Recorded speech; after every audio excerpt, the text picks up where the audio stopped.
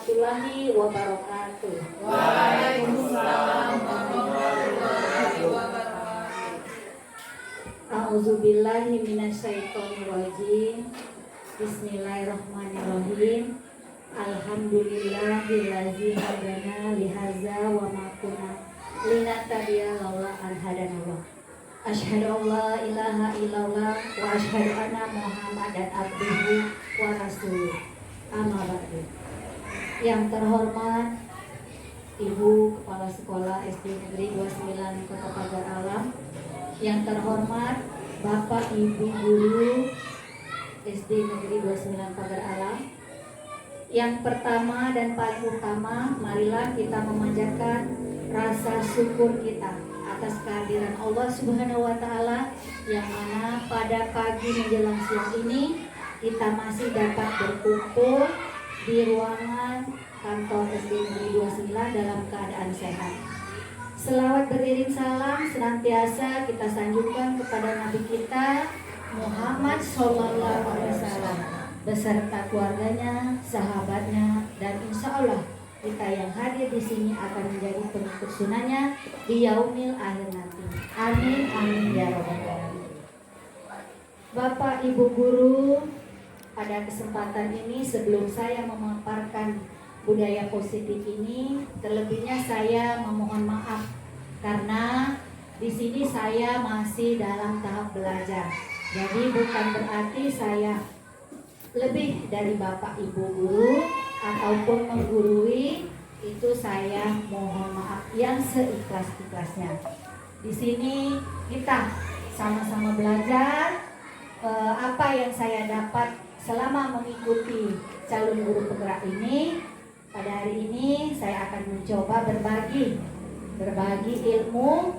Andaikan tidak sesuai dengan apa yang saya sampaikan, itulah kelemahan saya.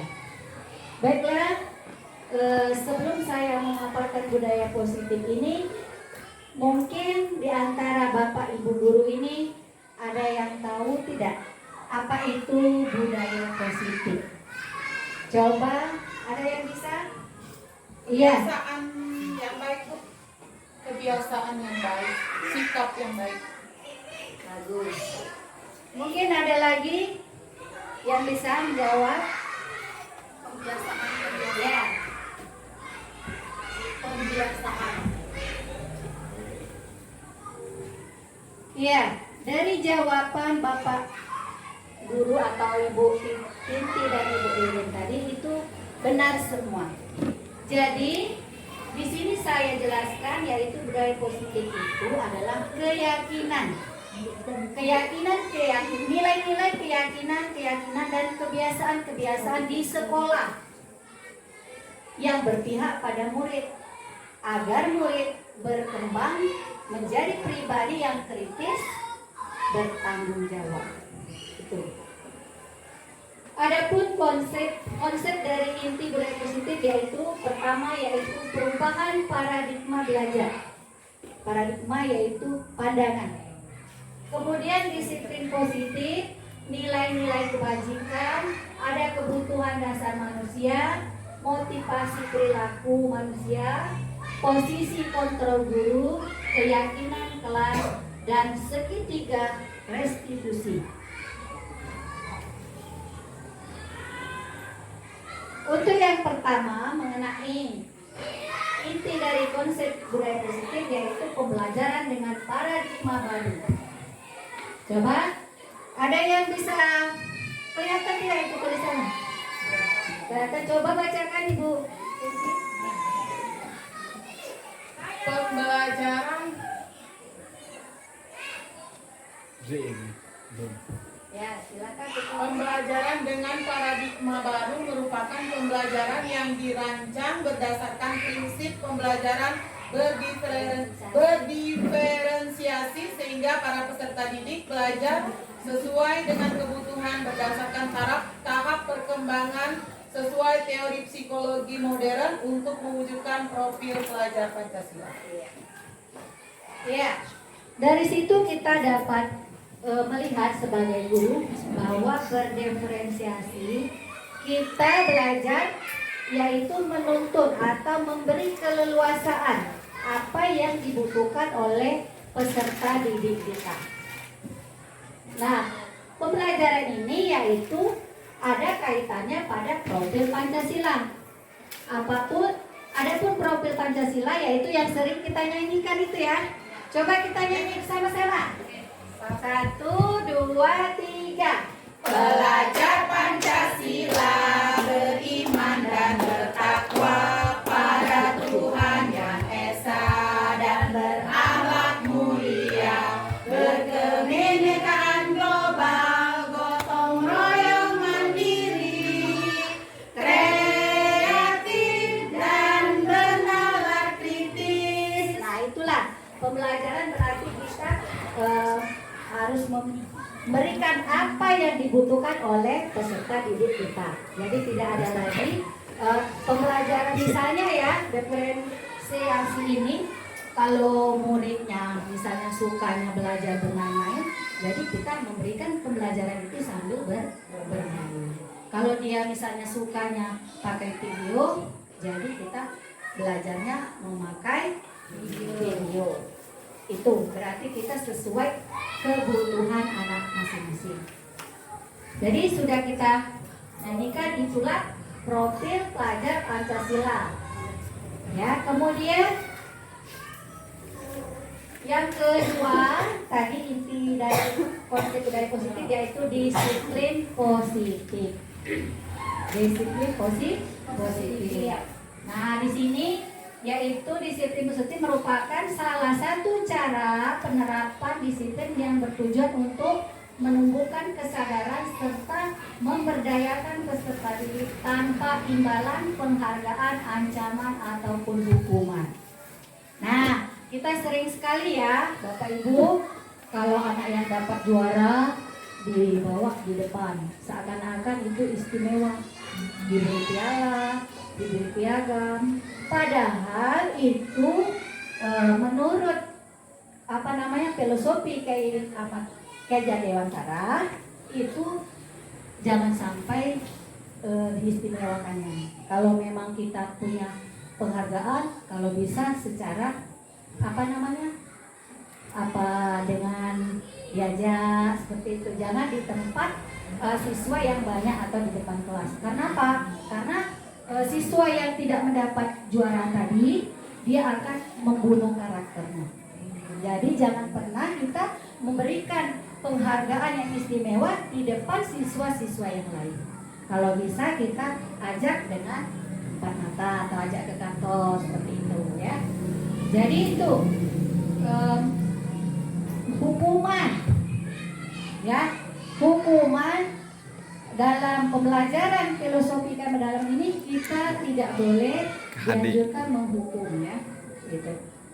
Jadi kita lanjutkan lagi yaitu yang ketiga, konsep yang ketiga ya, yaitu nilai-nilai kebajikan. Nah, nilai-nilai kebajikan ini sudah disepakati bersama ya, tidak lepas dari suku bangsa, agama, bahasa maupun latar belakang. Contohnya nilai kebajikan institusi organisasi. Nah, kita lihat tadi kita sudah nyanyikan yaitu isi dari profil pelajar Pancasila. Kita sudah tahu yaitu beriman dan bertakwa pada Tuhan Yang Maha Esa.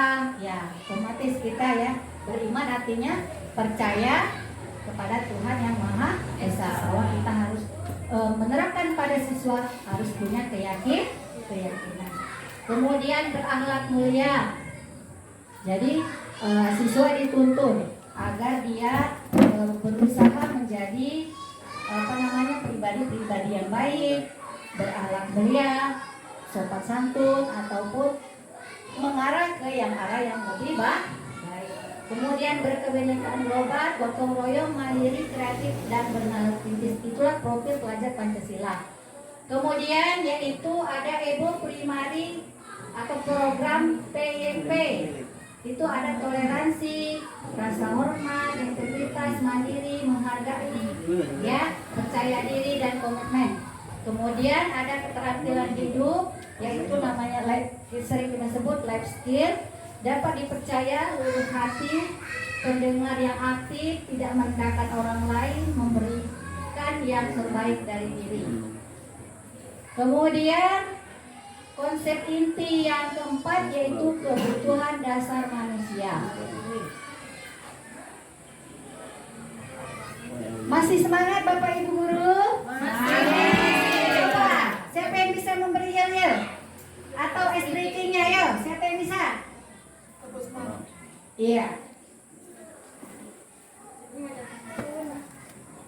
Ya, biar semangat ya. Kita tidak terlalu tegang. Buka mulut, tertawa 3 kali. Ha ha ha.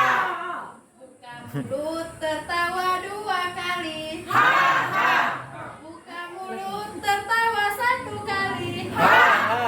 Buka mulut, tertawa tanpa suara. Bagus sekali. Terima kasih. Jadi kita sebagai manusia pasti punya kebutuhan.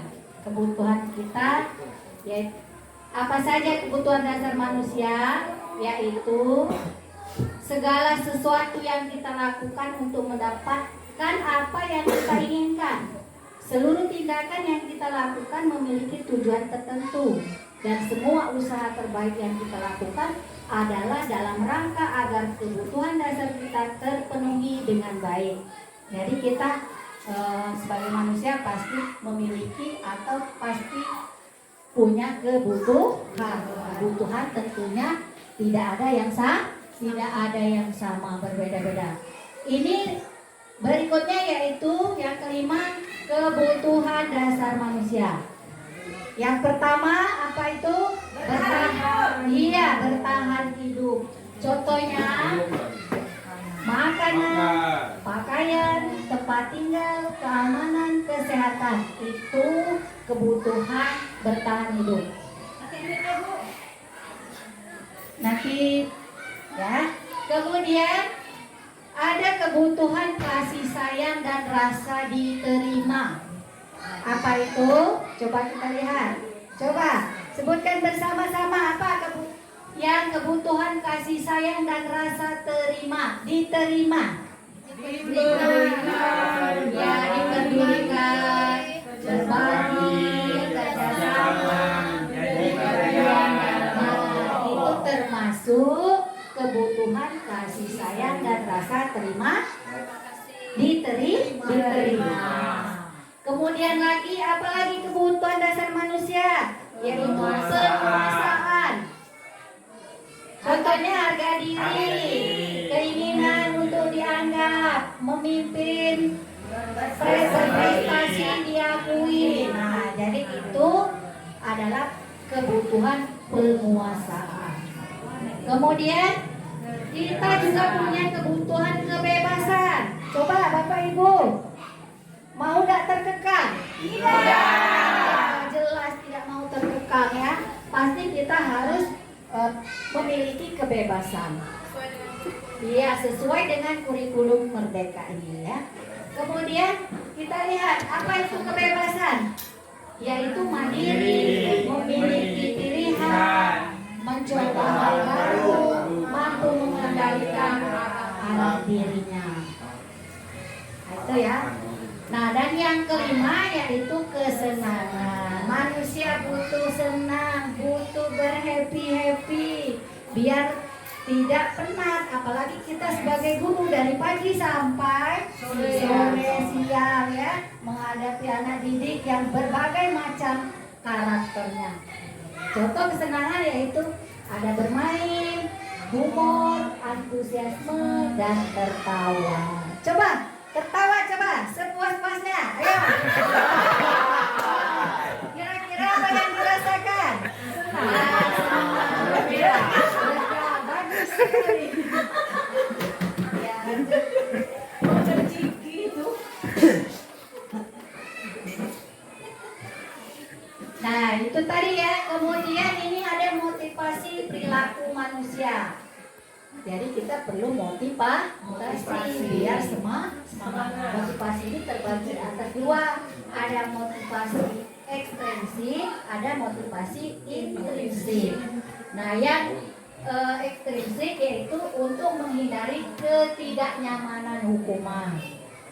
Kemudian untuk mendapatkan imbalan dan penghargaan dari orang lain. Itu yang di dalam motivasi ekstrinsik.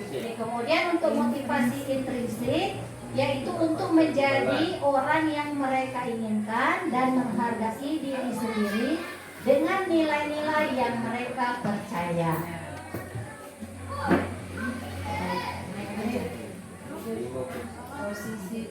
Nah, ini yang apa? Kita lihat, kita harus punya kontrol. Sebagai guru harus punya kontrol ya.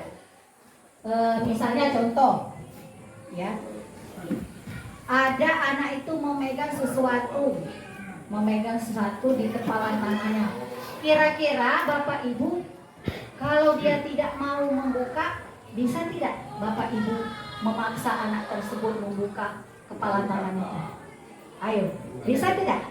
Iya, karena itu kita tidak bisa memaksa kontrol, ya. Nah, di sini ada 5 posisi kontrol guru. Nah, sebagai penghukum, ada sebagai pembuat merasa bersalah, kemudian sebagai teman, sebagai pemantau, dan sebagai manajer. Lanjut. Nah, kita lihat bagaimana cara penerapan posisi kontrol ini. Misalnya ada kasus siswa tidak memakai atribut lengkap saat upacara bendera. Nah, kita lihat di sini hormat pada bendera selama 1 jam itu termasuk hukuman. Padahal itu tidak dianjurkan kita menghukum, ya. Kemudian berapa kali ibu bapak harus memberitahu kamu selalu saja mengecewakan ibu bapak. Nah, itu kalimat yaitu seorang anak atau yang dia merasa bersalah. Jadi itu. Kemudian berikutnya siswa tidak memakai atribut lengkap saat upacara bendera lagi ini. Kita lihat kalau kita pada saat dia melakukan kesalahan, guru sebagai teman, bagaimana dia? Yaitu ayo dong ikuti aturan sekolah. Tolong bantu ibu bapak ya sekali ini. Ya sudah, tidak apa-apa, lain kali jangan sampai berbuat seperti ini lagi. Nah, berarti dia sebagai teman, dia merasa nyaman, kan seperti itu. Jadi jangan sampai kita apalagi berkata kasar, membentak, ya, dia akan trauma, terpojok, ya seperti itu. Kemudian sebagai pemantau, bagaimana? Kamu sudah melanggar peraturan sekolah, kamu tahu konsekuensinya. Setelah upacara kamu beli atributnya ke koperasi dan jangan diulangi lagi. Nah, itu konsekuensi setelah dia melakukan kesalahan. Itu bukan berupa hukuman, ya. Nah, itu sebagai pemantau. Kemudian yaitu siswa tidak memakai atribut lengkap saat upacara lagi. Apakah kamu tahu kesalahanmu? Kira-kira bagaimana kamu memperbaiki kesalahanmu? Nah, itu sebagai manajer. Jadi dia akan berusaha memperbaiki kesalahannya dan tidak dia merasa dia akan merasa menyesali atas kesalahan tersebut. Itu sebagai manajer. Kemudian ada mengubah paradigma stimulus respon ke pendekatan teori kontrol. Dari paradigma pandangan kita, kalau dalam stimulus respon ini realitasnya yaitu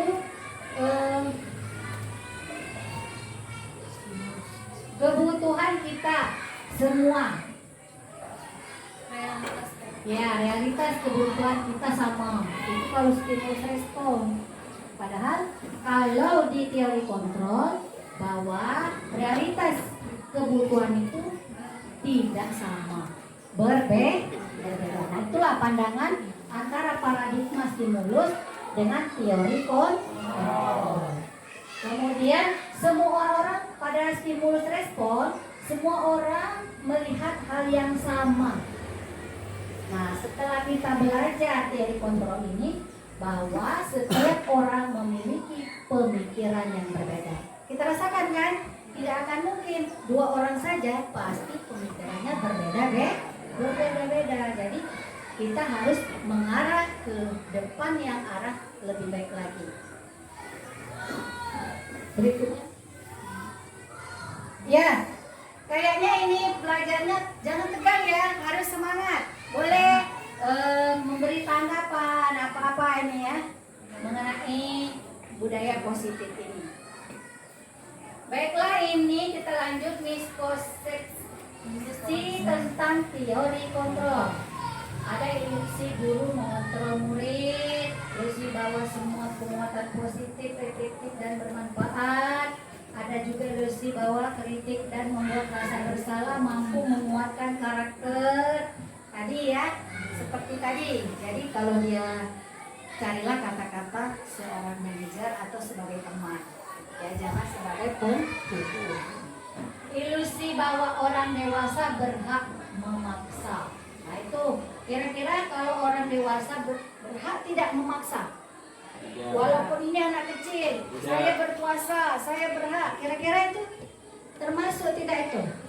Tidak ya, bukanlah kontrol yang baik itu. Berikutnya. Nah ini kita lihat untuk hukuman ada konsekuensi, ada restitusi. Hukuman tuh ya ada ciri-cirinya kalau bentuk hukuman tidak terencana dan tiba-tiba. Berarti hukuman itu. Kemudian murid tidak tahu apa yang akan terjadi dan tidak dilibatkan. Bersifat satu arah, berupa hukuman fisik dan psikis. Nah itu. Kita sebagai pendidik diharapkan jangan sampai lagi kita memberikan hukuman-hukuman meskipun hukuman mendidik. Misalnya ya sudah kamu bersihkan kamar mandi, tapi kan itu kesannya tidak bagus. Murid akan teringat terus sampai dia dewasa. Oh, aku dulu disuruh gara-gara aku terlambat disuruh bersihkan kamar mandi, jadi kesannya lama ya, sulit untuk dilupakan. Jadi itu jangan sampai ya kita memberikan hukuman. Kata kita mendidik misalnya, ayo nulis yang banyak biar tulisannya rapi. Jadi dia berarti itu tidak termasuk dalam kurikulum merdeka, berarti murid tidak merdeka. Padahal di dalam kurikulum merdeka ini murid itu punya keleluasaan. Ya, dia harus nyaman di sekolah, harus bahagia, jangan ada tekanan. Ya. Kemudian konsekuensi. Kalau konsekuensi ini terencana, disepakati sesuai peraturan, murid tetap dibuat tidak nyaman, sikap guru selalu memonitor murid. Nah itu, misalnya konsekuensinya ada anak murid yang ayat ditumpahkan di atas meja. Kita jangan langsung ya, langsung coba ambil lap apa bersihkan seperti itu. Itu namanya konsekuensi. Kemudian untuk restitusi. Restitusi ini proses menciptakan kondisi bagi murid untuk memperbaiki kesalahan. Jadi restitusi ini tidak lagi kita menanyakan masalahnya, ya. Ini tidak usah ditanya kenapa kamu seperti ini, apa yang terjadi, tidak usah. Kalau tindakan yang restitusi ini dia sudah menciptakan kondisi bagi murid untuk memperbaiki kesalahan. Terus mengajarkan murid untuk mencari solusi sendiri. Coba misalnya kalau ini anak-anak tidak buat PR, kira-kira solusinya bagaimana? Coba seperti apa? Mengulang lagi seperti itu ya? Apa yang kemarin dikerjakan, tapi yang namanya PR harus dikerjakan di rumah, atau aku buat tugas baru seperti itu ya. Nah kemudian keyakinan kelas. Keyakinan kelas ini sudah sering kita lakukan. tapi beda nama ya, yaitu peraturan. Peraturan kelas sekarang menjadi keyakinan. Mengapa? Kalau peraturan dia dibuat oleh guru atau individu itu sendiri. Tapi kalau keyakinan itu dibuat bisa dengan berkolaborasi. Misalnya murid. Keyakinan itu apa keyakinan? Kesepakatan.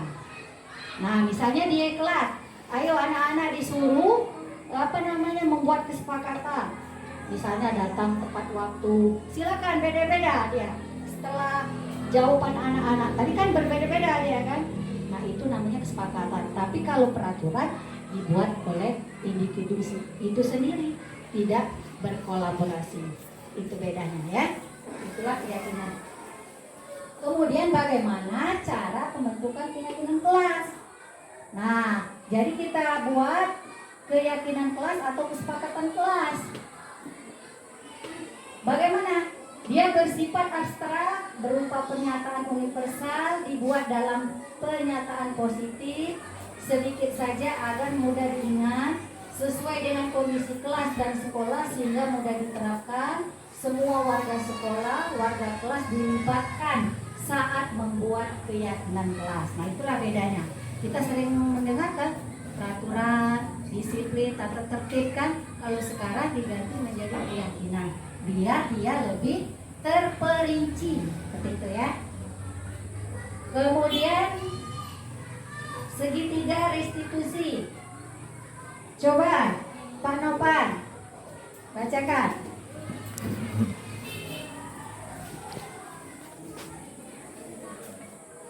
Segitiga restitusi, satuan proses yang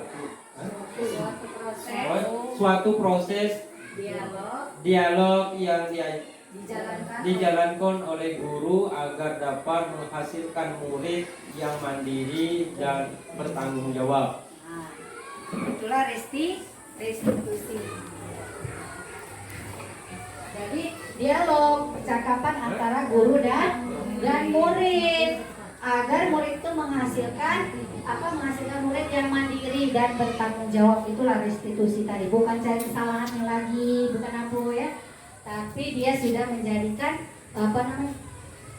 agar murid itu kembali lagi, dia tidak merasa bersalah seperti itu, dia tidak merasa tertekan. Itulah restitusi. Nah, tahap restitusi ini ada 3, yaitu pertama menstabilkan identitas. Jadi berdasarkan prinsipnya, membuat kesalahan adalah bagian dari proses pembelajaran. Kita lihat bagaimana cara menstabilkan identitas. 1, kalau anak itu melakukan kesalahan, jangan kamu salah ini dengan salah.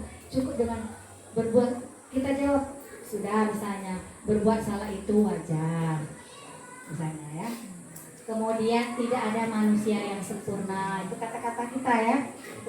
Kemudian ibu bapak juga pernah melakukan itu, tapi jangan nama siswa yang merokok, sudah ada apa-apa nah, bapak juga seperti itu, nah harus jangan seperti itu ya, jangan seperti itu. Kemudian ibu bapak tidak mau mencari siapa yang salah, tapi ibu bapak ingin mencari solusi dari permasalahan ini. Kamu berhak merasa begitu.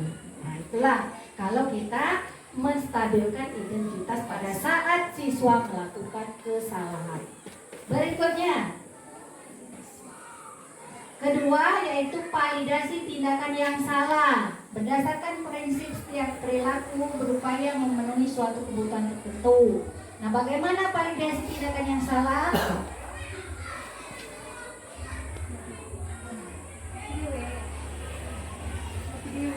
Baiklah, untuk kasus kedua ini, sebelum kita lanjutkan, coba kita ice breaking dulu ya, biar semangat, Bapak Ibu. Coba.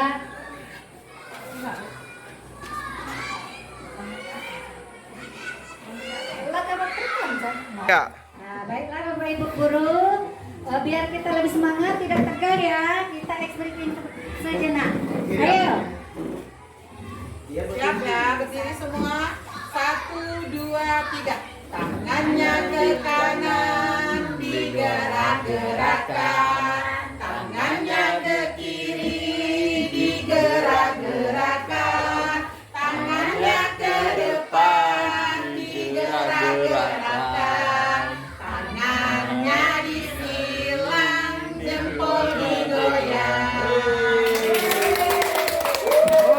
Semua ibunya guru hebat ya. Ya, kita lihat. Ya, kita lihat kasus 1. Ini menanyakan keyakinan kepada anak didik kita. Misalnya di sini ada Bu Susi dan yang tidak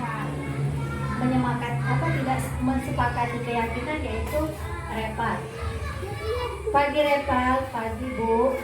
Repal, kenapa kamu tidak memakai topi dan dasi? Apa topi dan dasimu ketinggalan atau di dalam tas? Tidak Bu, topi saya ketinggalan. Oh, tidak apa-apa. Setiap manusia pasti pernah melakukan kesalahan dan itu manusiawi. Ibu juga pernah melakukan kesalahan, terlambat masuk sekolah dan terlambat masuk kelas. Namun di sini ibu tidak mencari siapa yang salah. Namun kita sama-sama mencari solusi supaya Repal dapat menggunakan atribut lengkap saat upacara hari Senin. Ya Repal ya, ya Bu. Nah, kira-kira pasti Repal punya alasan kenapa Repal tidak menggunakan atribut lengkap. Saya bangun kesiangan Bu. Kenapa Repal bangun kesiangan? Karena saya bermain game Bu sampai larut malam hingga bangun kesiangan. Jadi alasan kenapa Repal tidak memakai atribut lengkap karena bermain game hingga larut malam lalu bangun kesiangan. Kira-kira apakah tidak memakai atribut lengkap sudah termasuk atau memenuhi keyakinan kelas kita? Tidak Bu, saya sudah melanggar keyakinan kelas. Nah, Repal masih ingat apa saja keyakinan kelas kita? Ingat Bu, disiplin, tidak membuang sampah sembarangan, menjaga lingkungan. Baik, jika Repal masih ingat keyakinan kelas kita, lalu langkah apa yang Repal lakukan supaya Repal dapat memakai atribut lengkap saat upacara? Tidur tepat waktu, tidak bermain game hingga larut malam, menyiapkan atribut di malam hari supaya besok dapat memakai atribut lengkap saat upacara. Kapan langkah-langkah itu dapat Repal terapkan? Mulai malam ini Bu, bagus. Repal sudah berusaha menjadi lebih baik. Ibu doakan semoga Repal bisa menjadi anak yang dapat mematuhi peraturan sekolah dan tata tertib sekolah. Baik, terima kasih Repal ya. Iya Bu. Nah itu cara kita terhadap siswa. Jika dia melakukan kesalahan, jangan pernah kita berkata kasar, menyakitkan, ya, agar dia tidak terbunuh karakter dan merasa tidak terpojok. Nah, itu ya. Apa itu termasuk dalam 5 kontrol pemantau atau manajer? Ya, kalau ini termasuk apa namanya? Ya, kira-kira ini Bapak yang tanya. Ya izin dulu. Apakah yang contoh kasus di kasus satu ini termasuk 5 kontrol atau restitusi? Enggak sih. Baik, terima kasih. Ini termasuk restitusi, bukan lagi kontrol itu ya, termasuk restitusi karena dia tidak mencari lagi kesalahan, tetapi mencari solusi atau menyelesaikan masalah tersebut.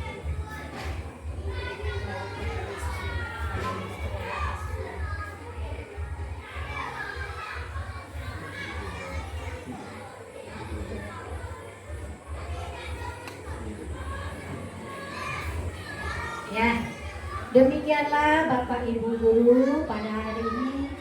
Semoga Bapak Ibu Guru ke depan ya, saya menyarankan ikutlah guru penggerak. Jangan pernah takut dengan tugas-tugas yang banyak.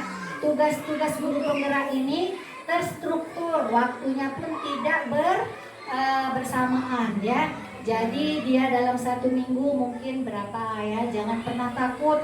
Nanti kamu takut untuk mengikuti guru penggerak karena tugas-tugas yang banyak ya. Jadi saya berharap ke depan untuk Bapak Ibu guru SD 29 ini ada yang lulus menjadi guru penggerak dan mau mendaftar menjadi guru penggerak. Amin. Demikianlah yang dapat saya paparkan materi pada hari ini. Jika terdapat kesalahan dan kekurangan, itulah kelemahan saya. Kepada Allah saya mohon ampun. Billahi taufiq wal hidayah. Wassalamualaikum warahmatullahi wabarakatuh. Waalaikumsalam warahmatullahi wabarakatuh. Salam guru penggerak. Ya. Salam guru penggerak. Bergerak, bergerak, bergerak. Terima kasih.